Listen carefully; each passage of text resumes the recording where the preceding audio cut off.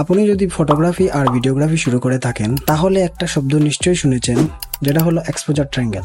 এটা কোনো জাদু নয়, এটা তিনটি বেসিক সেটিং এর খেলা: ISO, aperture and shutter speed. প্রথম হলো অ্যাপারচার। এটা হলো ক্যামেরার চোখ, তা কতটা বড় খুলবে এটার নিয়ন্ত্রণ। f1.8 মানে বেশি আলো ঢুকবে, ব্যাকগ্রাউন্ড হবে ব্লার।